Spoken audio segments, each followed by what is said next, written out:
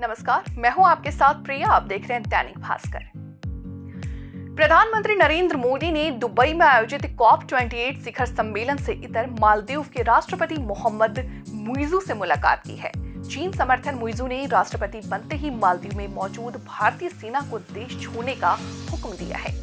प्रधानमंत्री नरेंद्र मोदी ने दुबई में आयोजित COP28 28 जलवायु कार्रवाई शिखर सम्मेलन में दौरान मालदीव के नवनिर्वाचित राष्ट्रपति मोहम्मद मुइज़ू के साथ शुक्रवार को एक सार्थक बैठक की। इस दौरान दोनों नेताओं ने विभिन्न क्षेत्रों के द्विपक्षीय मित्रता को बढ़ाने के तरीकों पर चर्चा की। भारत और मालदीव अपनी साझेदारी को एक प्रगाढ़ करने के लिए एक और समूह गठित करने का सहमत हुई। मुइज़ू को चीन समर्थन नेता माना जाता है, जिन्होंने राष्ट्रपति बनते ही मालदीव में मौजूद भारतीय सैनिकों को देश छोड़ने का आदेश दिया।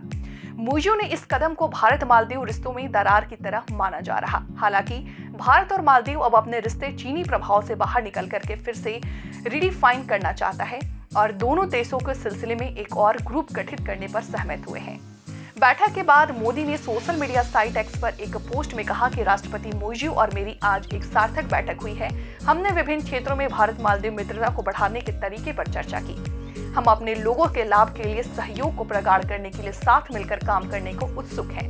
प्रधानमंत्री कार्यालय के अनुसार दोनों नेताओं के आर्थिक संबंध, विकास सहयोग और दोनों देशों के लोगों के बीच संबंधों से संबंधित क्षेत्रों में भारत मालदीव संबंधों को और प्रगाढ़ बनाने के तरीकों पर चर्चा हुई। मुइज़ू मालदीव के पूर्व राष्ट्रपति अब्दुल्ला याज़ीम के करीबी सहयोगी हैं। ये 2013 से 2018 तक राष्ट्रपति पद पर रहते हुए चीन के साथ घनिष्ठ संबंध बनाए। 45 साल में मुइज़ू ने सितंबर में हुए राष्ट्रपति चुनाव में भारत के करीबी मित्र माने जाने वाले इब्राहिम मोहम्मद सोलिह को सशक्त कर दिया था।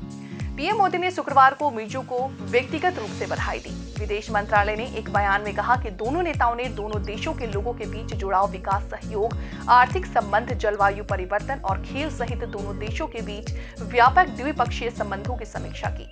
दोनों नेताओं ने अपनी साझेदारी को और प्रगाढ़ करने के तरीकों पर भी चर्चा की। इस संबंध में वे एक और कोर समूह गठित करने हुए सहमत हुए। ये बैठक ऐसे समय हुई जब राष्ट्रपति मुइज़ू ने कुछ ही दिन पहले 77 भारतीय सैन्य कर्मियों को वापस बुलाने का भारत से अनुरोध किया और दोनों देशों के बीच 100 से अधिक द्विपक्षीय समझौते की समीक्षा करने का निर्णय लिया।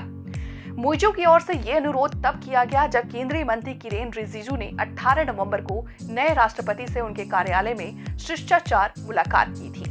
Bureau report, Dainik Bhaskar.